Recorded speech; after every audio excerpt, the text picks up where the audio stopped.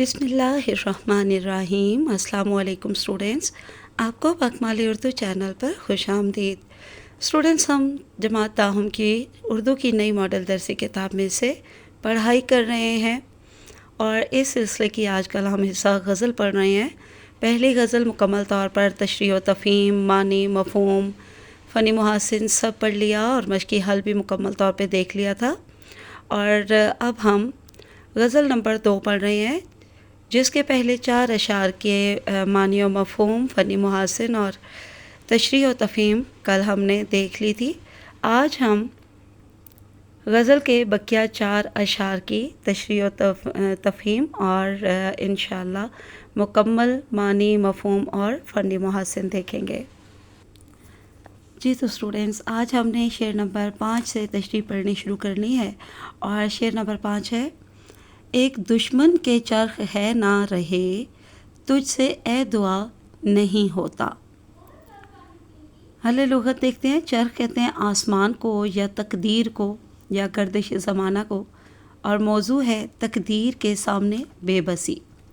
इसका मफ़हूम है, ए दिल से निकलने वाली दुआ, तुझ में इतनी ताकत नहीं कि तू गर्दिश ज़माना में मुब्तला रखने वाले एक दुश्मन आसमान को ही बदल दे। अब तशरीह यहाँ से आप लोग देख लीजिए।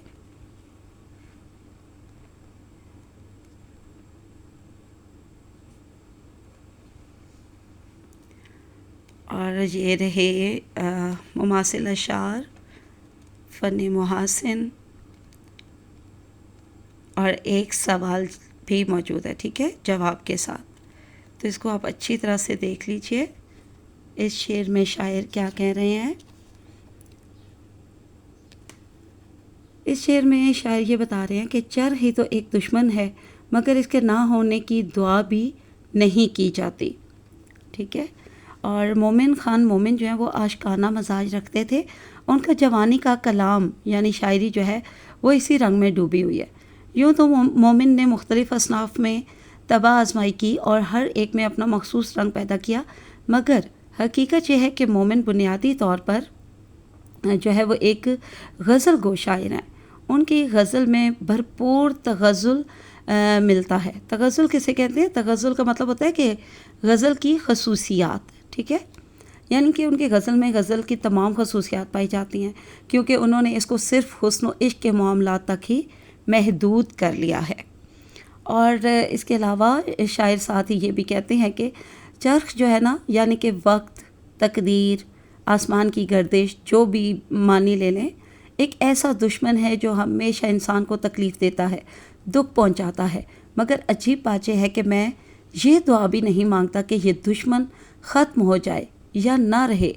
शायर एक अजीब सी उलझन और बेबसी का शिकार दिखाई देते हैं। शायर को इस आसमान की दुश्मनी का एहसास है, लेकिन फिर भी वो इसके ख़ात्मे की दुआ नहीं करता। उसका ये मतलब हो सकता है कि शायर ने तकदीर और वक्त की सख्तियों को कबूल कर लिया है, इनके साथ समझौता कर लिया है। वो जानता है कि इनसे निजात मुमकिन नहीं है और इनके ख़िलाफ़ दुआ करना भी बेमानी है। दर्द अपनी इन्हीं कैफियत को ना एक और शेर में इस तरह से बयान करते हैं। हम तुझसे किस हवस की फलक जुस्तजू करें, दिल ही नहीं रहा जो कुछ आरज़ू करें, ठीक है। तो अब हम अगला शेर देखते हैं, शेर नंबर 6।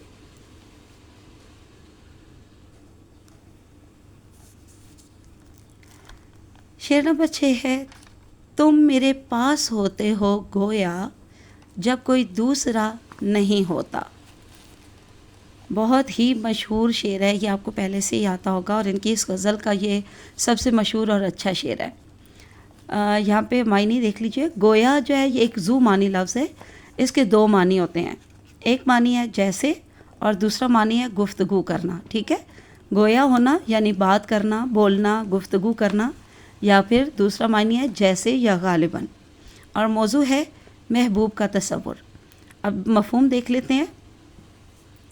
ए महबूब, तुम्हारा तसव्वुर ऐसा है कि जब मैं तन्हा होता हूँ, अकेला होता हूँ, तो मुझे यूँ लगता है जैसे तुम मेरे पास हो। अब तशरीह को देख लीजिए। ये बिल्कुल क्लियर इंशाल्लाह आपको दिख रहे होंगे नोट्स। تو شاعر کیا کہہ رہے ہیں اس شعر میں؟ شاعر کہہ رہے ہیں کہ اے محبوب، جب میں تنہا ہوتا ہوں، اکیلا ہوتا ہوں، تو اس وقت میرے تصور میں تم میرے پاس آ جاتے ہو، اور بالکل مجھے ایسے لگتا ہے کہ جیسے تم حقیقت میں میرے پاس مجسم صورت میں موجود ہو۔ یہ شعر مومن خان مومن کے خوبصورت اشعار میں سے ایک ہے۔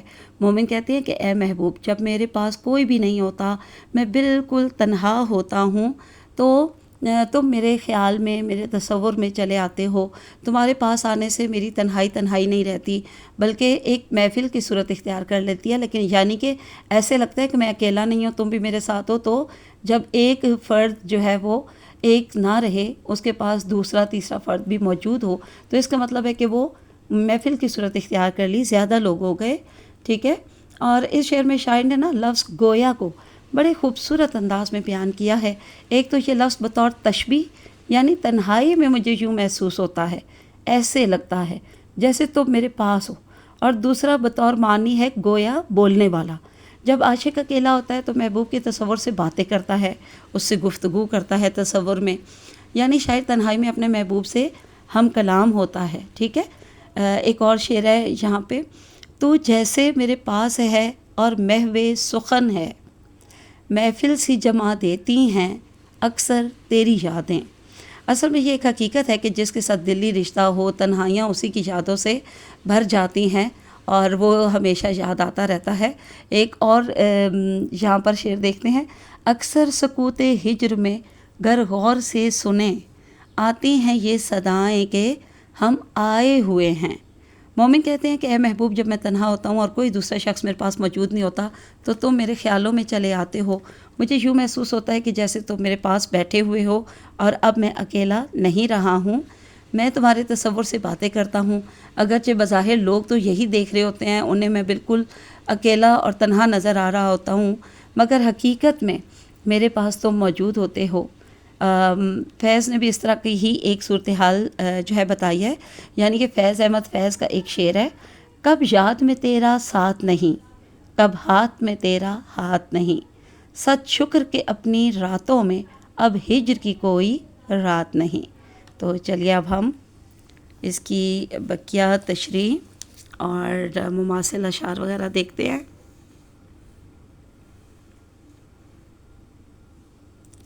اس کے بعد فنی محاسن، اور ایک سوال اور اس کا جواب بھی موجود ہے، تو یہ آپ نے اچھی طرح سے یاد کر لینا ہے۔ اب ہم اگلا شعر دیکھتے ہیں، شعر نمبر 7۔ حال دل یار کو لکھوں کیوں کر یہاں سوالیہ ہے، یعنی کیسے۔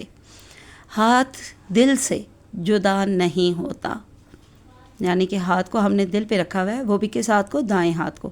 تو جب دایاں ہاتھ ہی دل سے الگ نہیں ہو رہا، ہٹ نہیں رہا، تو پھر ظاہر ہے لکھتے بھی ہم دائیں ہاتھ سے ہیں، تو پھر کیسے لکھوں اپنے یار کو، اپنے محبوب کو، اپنے دل کا حال کیسے لکھوں۔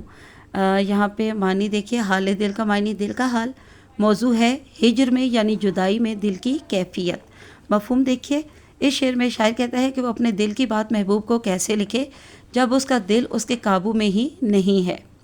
اب تشریح کو یہاں سے آپ دیکھ لیجئے۔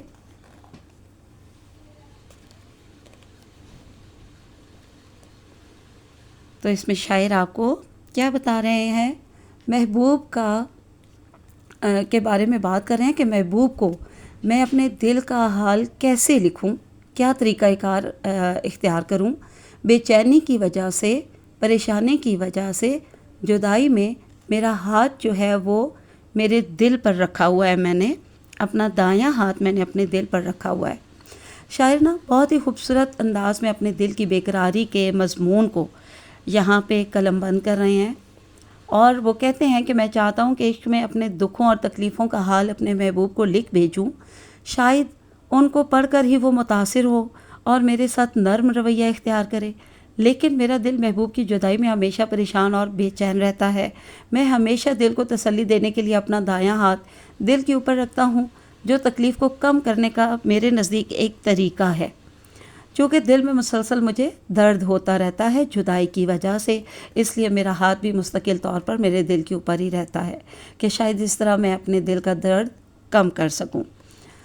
ظاہر ہے کہ جب ہم قلم پکڑتے ہیں تو اس صورت میں بھی قلم پکڑ کر ہم اپنا حال جو ہے وہ دائیں ہاتھ سے ہی پکڑ کر لکھتے ہیں، لیکن شاعر جو ہے اس نے اپنا دایاں ہاتھ اپنے دل پر رکھا ہوا ہے، اس وجہ سے وہ کیا کہہ رہا ہے کہ قلم پکڑ کر میں اپنا حال لکھنے سے معذور ہوں، یعنی کہ قاصر ہوں، اور میرا دایاں ہاتھ جو ہے وہ میرے دل پر ہے، اس لیے میں نہیں لکھ پا رہا۔ یہاں پہ ایک اور ریلیونٹ شعر بتاتی ہوں، لکھیے اس خط میں کہ ستم اٹھ نہیں سکتا، پر ضعف سے ہاتھوں میں قلم اٹھ نہیں سکتا۔ اسٹوڈنٹس، ضعف کا معنی ہوتا ہے کمزوری، ٹھیک ہے۔ اور ایک اور شعر بھی دیکھتے ہیں اسی سلسلے میں، وہ آ گئے تو قلب کی تالیف ہو گئی، رخصت ہوئے تو پھر وہی تکلیف ہو گئی۔ دراصل شاعر کی نا یہ یہاں پہ عاشق ہونے کے طور پر شدید خواہش ہے کہ محبوب کی محبت میں وہ جن دکھوں تکلیفوں کو برداشت کر رہا ہے، کسی طرح وہ اپنے محبوب کو ان دکھوں سے آگاہ کر دے، اسے بتائے، اس کے محبوب کو اس کی حالت کے بارے میں پتہ چلے۔ شاید ان دکھوں اور تکلیفوں کا حال سن کر محبوب کا دل نرم پڑ جائے، شاید اس طرح وہ اس پر مہربان ہو جائے۔ چنانچہ عاشق کی یعنی شاعر کی یہاں پر عاشق ہونے کی حیثیت سے اولین کوشش یہ ہوتی ہے کہ محبوب سے وہ روبرو یعنی کہ آمنے سامنے ملاقات کر لے اور اس طرح اس کو اپنے دل کا حال سنا دے، لیکن اس کی یہ خواہش عام طور پر پوری نہیں ہوتی کیونکہ محبوب اسے ملنے کا موقع ہی نہیں دیتا۔ چنانچہ عاشق بیچارے کو کاغذ اور قلم سے جو ہے نا اپنا حال دل لکھنا پڑتا ہے اور ان کے سہارے سے اپنے دل کا حال محبوب تک پہنچانا پڑتا ہے۔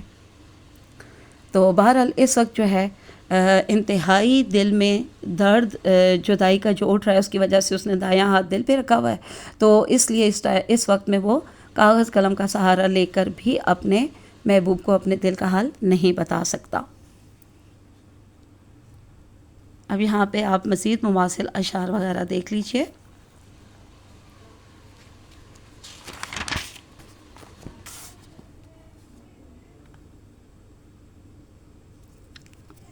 فنی محاسن، اور اس کے بعد ایک سوال کا جواب بھی موجود ہے۔ اب ہم شعر نمبر 8 آخری جو شعر ہے وہ دیکھتے ہیں۔ کیوں سنے عرض مضطرب مومن، صنم آخر خدا نہیں ہوتا۔ عرض مضطرب یعنی بے چین دل کی فریاد، ٹھیک ہے۔ عرض کا مطلب فریاد یا درخواست، مضطرب یعنی بے چینی، بے چینی کی فریاد، بے چینی کی درخواست۔ صنم کا معنی بت ہوتا ہے، یہاں مراد ہے محبوب، موضوع ہے محبوب کی بے حسی۔ سادہ مفہوم اس کا کیا بنے گا؟ مومن، تیرا محبوب تیرے بے چین دل کی فریاد کیوں سنے؟ کیونکہ صنم خدا نہیں ہوتا جو مومن کی فریاد سنتا ہے، جبکہ صنم یعنی کہ بت تو بے حس ہوتا ہے، اس پر کسی فریاد کا اثر نہیں ہوتا۔ اب کیا آپ یہاں سے ریلیونٹ تشریح کو اچھے سے دیکھ لیجئے۔ شاعر اس شعر میں آپ کو کیا بتا رہا ہے؟ شاعر اپنا حال دل بتا رہا ہے اور ساتھ ہی ساتھ اپنے محبوب کی بے حسی کے بارے میں بھی بتا رہا ہے۔ شاعر اپنے آپ کو مخاطب کر رہا ہے کیونکہ یہ غزل کا آخری شعر ہے اور اس میں اس نے اپنا تخلص بھی استعمال کیا ہے، اور یہ دو معنوں میں استعمال ہو رہا ہے، یعنی کہ ایک تو ان کا نام ہے تخلص کے طور پہ استعمال ہوا ہے مومن، اور دوسرے معنوں میں یہاں پہ ایماندار اور سچے ایمان والا انسان، ٹھیک ہے، اس سینس میں بھی استعمال ہوا ہے۔ تو شاعر کہہ رہے ہیں کہ اے مومن، محبوب بے چین دل کی عرض کیا سنے گا؟ کیا وہ کوئی خدا ہے؟ یہ کہنا چاہ رہے ہیں، اور شاعر نے صنم کو محبوب کے لیے یہاں پر بطور کنایہ استعمال کیا ہے اور محبوب کی بے رخی اور سنگ دلی کا مضمون جو ہے وہ بیان کیا ہے اس شعر میں۔ شاعر نے محبوب کو صنم اس لیے کہا ہے کہ محبوب کی ذات پر بھی عاشق کی کسی التجا کا کوئی اثر نہیں ہوتا، یہ بھی بت ہی ہے جو نہ سن سکتا ہے اور نہ ہی اپنے جذبات کا اظہار کر سکتا ہے۔ یہاں پہ ایک اور ریلیونٹ شعر بتا دیتی ہوں۔ وفا کیسی کہاں کا عشق جب سر پھوڑ نہ ٹھہرا، تو پھر اے سنگ دل تیرا ہی سنگ آستاں کیوں ہو۔ مومن خان مومن کا یہ شعر عقیدہ توحید کی بھی عکاسی کرتا ہے، یعنی کہ عشق حقیقی بھی دکھاتا ہے۔ یہاں پہ اللہ تعالیٰ کی شان ہے کہ وہ اپنے بندوں سے اتنا پیار کرتا ہے کہ جب انسان کے منہ سے آ نکلتی ہے تو اللہ تعالیٰ فرماتا ہے جی میرے بندے کہہ کر اپنے بندے سے مخاطب ہوتا ہے اللہ تعالیٰ، اور اس کے دکھ درد میں اس کا ساتھ دیتا ہے، اس کی فریاد سنتا ہے۔ مومن خان مومن فرماتے ہیں کہ یہ ساری خوبیاں رب حقیقی میں پائی جاتی ہیں اور کسی اور میں نہیں۔